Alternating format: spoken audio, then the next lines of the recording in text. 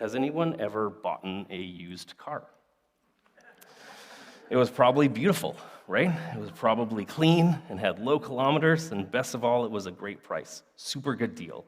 In fact, it was such a good deal that you didn't want to take a chance on someone else grabbing this car, so you bought it on the spot. Normally, you would have taken it to a mechanic, but there wasn't time. It wasn't worth it, so you just went for it. And that was a few days ago, and now you're having trouble with the car. And your mechanic has just kind of explained these engine problems and things going on, and it's bad news. And it's worse news because the seller probably knew something about that and might have deceived you a little bit, right? What do? Who do you blame? Do you blame the mechanic? No, he's just delivering the news. Do you demand your money back?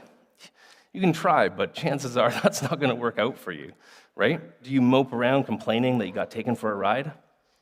Probably a little bit, right?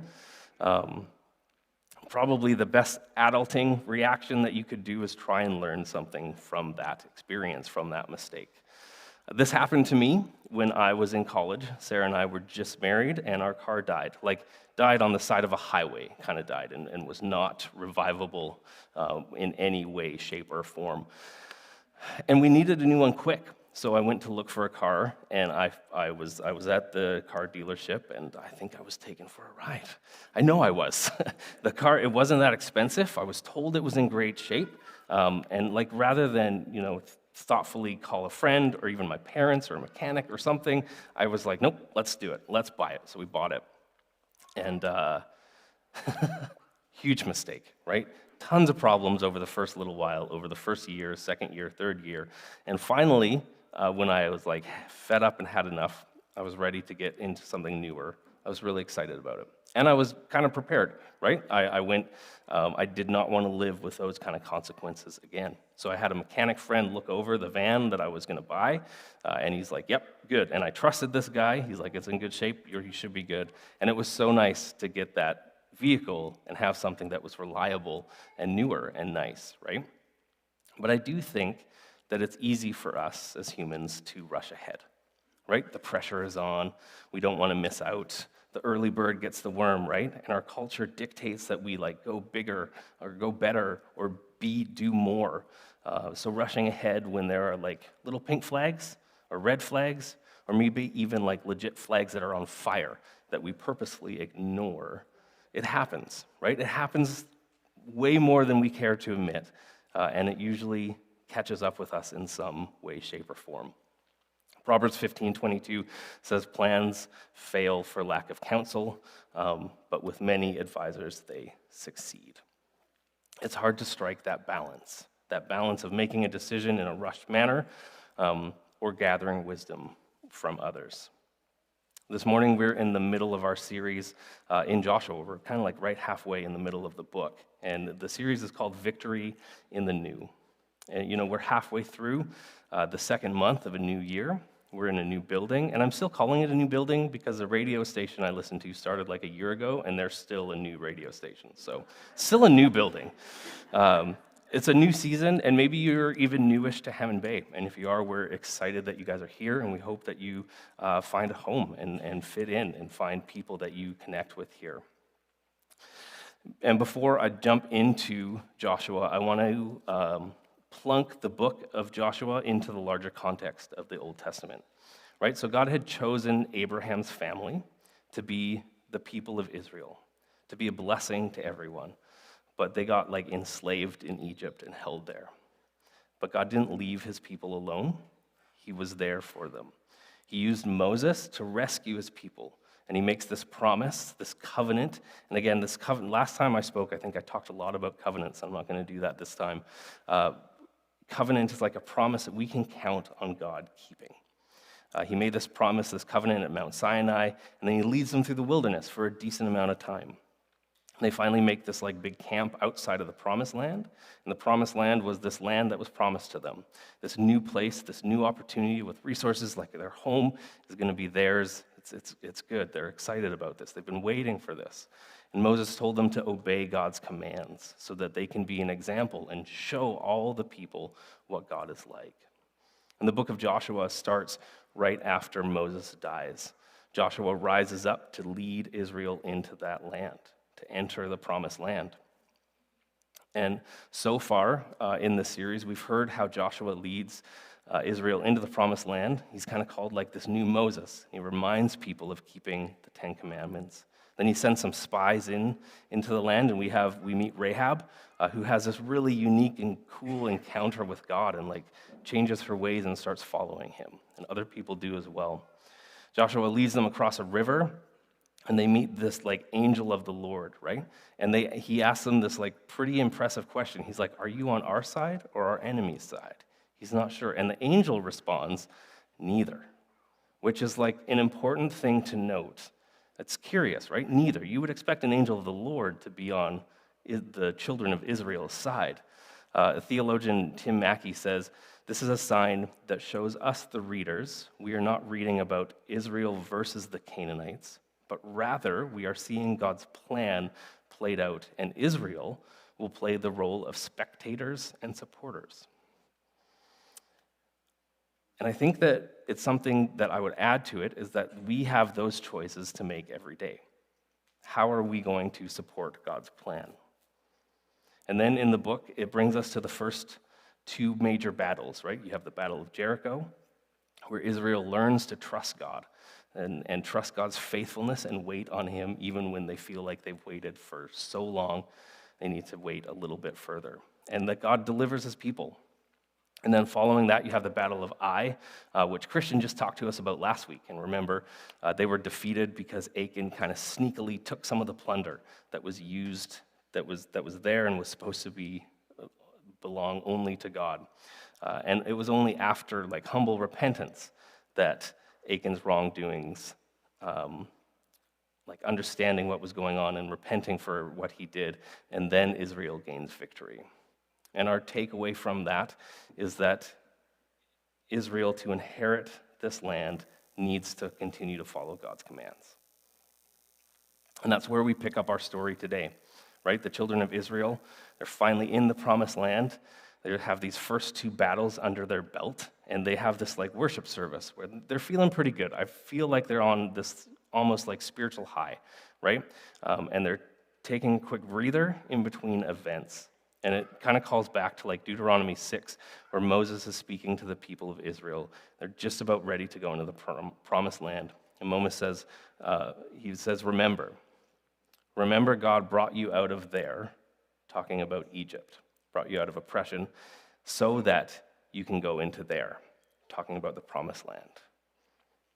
Which I think is a really wonderful reminder and a thought that God's purpose when he brings us out of something is that he wants to bring us into something else. And I'd like you guys to keep that in mind as I speak this morning. What has God brought you out of? And what might he be bringing you into? Maybe he's brought you out of self-loathing, and he's bringing you into a new identity as his child. Maybe he brought you through a painful, messy divorce, and there's a season of contentment and peace on the horizon.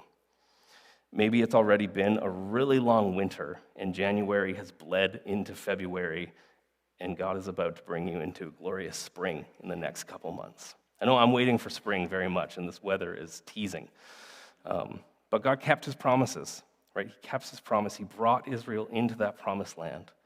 I remember one pastor when I was younger said, the promised land is also the problem land. Because once you get in, there's these enemies there. There's territory to conquer. They have to settle the cities. They have to fight these battles, right? It's not really like a problem-free zone. Or it's not really hassle-free. There's lots to do. And they have to cooperate with God's power and his plan to do those things, which is really similar to our walk as we walk around, right? We're not promised a happy, carefree life, but we do serve a loving God. A God who is able to restore our troubles and our mistakes that we make. So let's find out what happens in chapter 9. It starts off like this. As soon as all the kings were beyond the Jordan in the hill country and in the lowland, all along the coast of the great sea towards Lebanon, the Hittites, the Amorites, the Canaanites, the Perizzites, the Hivites, and the Jebusites heard of this. They gathered together as one to fight against Joshua. So they heard about these two battles, and they're like, hey, these kings are like, we need to wage war on Joshua and on Israel.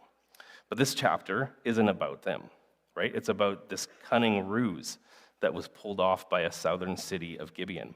Rather than go to war and join these other kings, the Gibeonites decide to try and trick their way in to being pardoned so that they could continue to live their corrupt lives. As we continue, it says this: "But when the inhabitants of Gibeon heard what Joshua had done to Jericho and Ai, they on their part acted with cunning and went and made ready provisions and took worn-out sacks for their donkeys and wineskins, worn out and torn and mended, with worn-out patched sandals on their feet and worn-out clothes. All of their provisions were dry and crumbly, probably moldy and gross, and they went to Joshua at the camp of Gilgal, and they said to him and the men of Israel, 'We have come from a distant, distant country. Now make a covenant with us.'" The reality of it is they're only 25 kilometers away. It's not very distant at all. But they had gotten wind of what was happening, and they were trying to save themselves. And you kind of got to give it to them for their acting and ability to be crafty, right? Like, it's decent heist material going on there. Absolutely. They are looking for options. They are looking for loopholes. They're ready to lie to save themselves. And they chose to pretend to be from this foreign land, pretend to be ambassadors and appeal to the Israelites' pride, as we're going to read on a little bit further. One of the commentators I was reading said this: "They knew enough about the Israelites' directives for taking the land to know that their lives were in danger. And somehow they knew that by pretending to be from far away, they could receive mercy through a treaty. What they didn't consider was that they could have asked for God's mercy as Rahab did."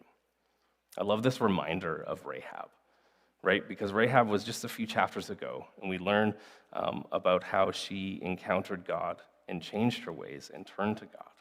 And it shows us that these Gibeonites were really not wanting to follow God. They were trying to trick Joshua here, right? And I think it's important to know, it's important to keep in our heads as we read. So how does Israel respond? Israel, the men of Israel, said to the Hivites, "Perhaps you live among us.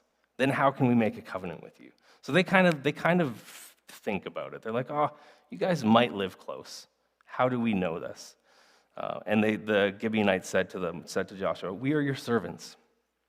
And Joshua said, "Who are you, and where do you come from?" So he's showing some like real old school, very good leadership here. He's asking them nice and direct. And they respond to him, "We're from a very distant country. Your servants have come because of the name of your God. We have heard a report of him and all that he did in Egypt, and all that he did to the two kings of the Amorites who were beyond the Jordan, to Sihon, the king of Heshbon, and to Og, the king of Bashan." Quick clarifying question. Why do you think these Gibeonites mentioned these two kings that was like conquered years ago? Like, this was a long time in their history. They didn't mention Joshua. They didn't mention what God had done at Jericho and Ai. And the answer is pretty simple, right? They're in full deception mode. It would have blown their cover if they had said anything about Jericho and Ai. They didn't have phones or news flashes or anything like that. News traveled really slow. So if they had heard about Jericho and Ai, it says that they're from close around. There's no way that the children of Israel then would have like fallen for it. That would have been something that would have sent them away. The Gibeonites to continue with their deception. So they say, "Our elders and all the inhabitants of our country said to us, 'Take provisions in your hand for the journey, and then go and meet them and say to them, we are your servants. Come now, make a covenant with us.'" They're being a little bit pushy, a little bit forceful, right? And these are telling verses. You can see the Gibeonites trying to play off the pride of the children of Israel. "We have heard of your God. We have heard how great he is and what he has done." And I think it probably went a long way to butter up the Israelites, Because I'm sure they were just finished this worship service where they talked about blessings and all this stuff, and they were excited about what God had done for them. And they're like, yeah, our God is great. He is great, kind of thing. And then they continued, right? The Gibeonites continued. Here's our bread. It's still warm when we took it from our houses as food for the journey on the day that we set out to come to you. But now, behold, it's dry and crumbly. These wineskins were new. We filled them, and behold, they have burst. These garments and sandals are worn out for a very long journey. So the men took some of their provisions, and here is where the problem is, but they did not ask counsel from the Lord. And Joshua made peace with them and made a covenant with them to let them live. And the leaders of the congregation swore to them. They swore that they would protect them and not harm them. So we've got this kind of like twofold problem going on. One is these false pretenses of the Gibeonites. Two is the failure to pray from the Israelites as they kind of rushed ahead. Both groups are in the wrong. Gibeonites are lying, and the Israelites failed to seek God. They failed to pray. And Joshua, he would have known better than this. If you remember the Battle of Jericho, he actually took time to consult God. What are we going to do? What are we going to do next? What are we going to do next? He kept on asking him what was going to happen. And I'm sure that God would have given him some like behind-the-scenes counsel and advice.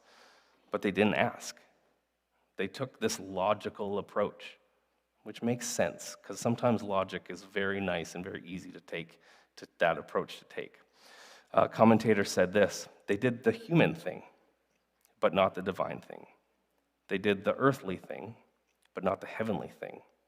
They treated this decision as a matter of logic, not as a matter of spiritual insight. The Israelites took some of the bread and the wine, and they examined it. They listened to their story, and then they rushed to make a decision. And the only problem here is that they were wrong. They made the wrong decision about it. And I think this is a trap that we can easily fall into ourselves. I know I could have been spared some huge troubles throughout my life if I had simply stopped rushing ahead, slowed down, and prayed first. But I think what happened to the Israelites is something that happens to us from time to time. And we don't necessarily express it, but we have an attitude of, oh, don't worry. God, don't worry about this. I got this. I'll figure it out. There's way bigger things that you need to be worried about. There's earthquakes going on. There's people that are sick and people that are dying. There's a family down the street that needs so much help. You handle that. I'll handle this little thing.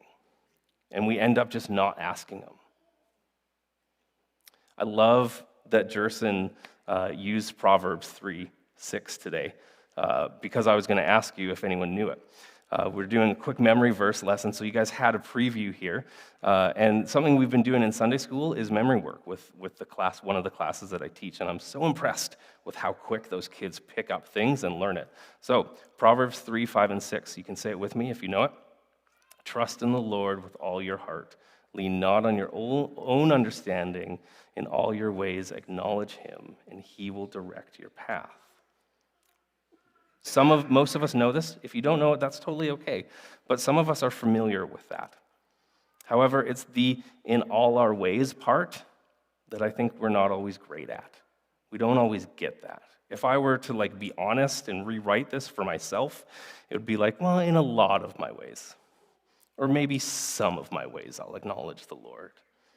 Right? But in this verse and through what we're learning is that God is inviting us to make communication with him, to make asking him, to make thanking him, to make questioning things. He's inviting us to make all of these things a part of the rhythm and the routine of our day-to-day lives.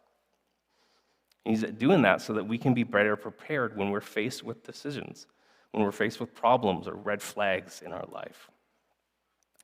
And I know that's it's easier said than done. It's that kind of thing. Maybe we feel like we're bothering God. We don't feel like we're getting answers, or the answers we're getting aren't the ones that we actually want to hear, right? Maybe we have to ask over and over and over and over again, and we're kind of fatigued in it. And this is where the idea of perseverance comes into play. There's this old Jewish proverb that I love, and it says, it's way better to ask for directions 10 times than go down the wrong road once. Our God is a good God. He wants to hear from us. He wants us to confide in him. He wants us to respond. He wants to respond to us. And even when we make uninformed or straight up wrong decision, God's goodness can bring about restoration, even when we rush ahead. So let's continue in our chapter. We'll wrap it up. Continue in our chapter. The Israelites, they've kind of rushed ahead and they've made a covenant without consulting God. What's going to happen? I'm going to give a quick summary rather than reading it all because it's still 15 verses left. So 3 days go by and the Israelites find out about the Gibeonite deception. And they're upset. Some of the Israelites grumble and that they say that they should go back on their word. The Gibeonites respond, hey, we were feared for our lives, and that's why we did this. Do to us whatever seems right to you. So the Gibeonites are kind of laying themselves at the mercy of the Israelites here. The leaders, they don't listen to the people that are grumbling, but that they affirm the requirement to follow through on their commitment. God's name and reputation are at stake here. Even though their commitment was based on misinformation and it embarrassed them. To break that covenant would have compounded the problem and made everything even worse. And we've heard this all our lives, right? 2 wrongs don't make a right. So these Israelites were humiliated, but at least they were able to maintain their integrity. Their commitment was even tested in the very next chapter when they had to defend the Gibeonites in battle. They had to defend them and save them in battle. I hope by this time some of you might be asking this question. Well, what's the big deal with being tricked by the Gibeonites? People get tricked all the time. You were just telling us about getting tricked by buying a car. Is it really that bad? So here's what's going on in the bigger picture. Back in Deuteronomy 7, Moses was given a couple commands by God. Before you enter the promised land, he said, make no peace treaty with the inhabitants. But if there are foreigners who want to be peaceful neighbors, you can make peace treaties with them. And this is because God had given these people in the land over 400 years to hear about himself, to turn from their false gods, their idols, to turn from their sins, and to believe in the one true God. Remember, Rahab and others already had done that. They'd already heard about God and turned and believed, and it turned out really well for them. I think it's important to note here that the whole reason the children of Israel were told to get rid of the Canaanites was so that the Canaanites couldn't defile the Israelites with their horrible idolatry, with their awful child sacrifices, and other brutal practices that I'm not really going to get into. But essentially, it's like cutting the cancer out of a body so the whole body will live before it gets too bad. But now you have these Gibeonites with their treachery, with their falseness, with their idolatry living amongst the Israelites. What do you do? What do you do with them? You've decided that you're going to spare them, that you're going to save them. What do? You make them work at the temple. Verse 27 says, on that day he made the Gibeonites woodcutters and water carriers for the assembly. For the assembly would be for the temple, right? That's what woodcutters and water carriers refer to. They are workers in the temple. And the temple is their church. It's where they're going to be exposed to teaching, to worship of God, of the one true God. And it's hard to imagine that they're not going to be influenced by this, that they're not going to be witnessed to from this. And later on, we actually get to see how neat this is and how cool it is to get played out. In 1 Chronicles, this tabernacle, the main tabernacle where God would live, was built on a hill in Gibeon. And much later on, when the children of Israel returned to rebuild the temple, in Nehemiah chapter 3, some of the people who helped rebuild the temple, as well as rebuild Jerusalem, are Gibeonites. And this would have been well over and above their duties as woodcutters and water carriers, which is cool. It's neat, right? I like to see that. I like to see that some of them have been exposed to this and chosen to fully accept the God of Israel as their God. And it shows how God used a mistake and brought restoration for the Gibeonites, saved them, and actually offered practical help for the Israelites. I love how one commentator wraps up this entire chapter. He says, in an old Reese peanut butter cups commercial, the chocolate and peanut butter come together by accident, but end up tasting great. Many good recipes have been discovered that way. God takes our mistakes and our sins, mixes them with his abundance and grace, and creates a wonderful recipe for his glory. Yes, we must live with the negative consequences, but God is bigger than our problems and our mistakes. And that's the principle here, right? That God's goodness can bring restoration even when we rush ahead. So when you kind of take track of your life and look back and remember the times that maybe you have rushed ahead too hastily and that you should have waited, maybe gathered wise input, or when you know that you should have looked to God for guidance. And maybe you're still living with some of those consequences and in those things. I think it's important to be able to know and to take rest in the fact that God can and that he does do good things out of those times. And as we move forward and we sense ourselves starting to rush ahead, we get that, oh no, I'm rushing ahead. We learn, right? We learn from this situation. We learn to look to God more. We learn to pray in all situations. And we learn to hear his guidance so that we don't miss the plans that he has for us. Let's pray. God, thank you so much for today. Thank you for your goodness to us, even when we aren't faithful, even when we make mistakes or mess up or we don't take the time to consult you, that you still love us and look after us and will make things work. We pray that you would help us to consult you in all situations. During the day, that you would teach us to pray all the time and that we would learn to hear what your voice sounds like, that we would learn to talk to other people about it, about what you are trying to say and speak into our lives.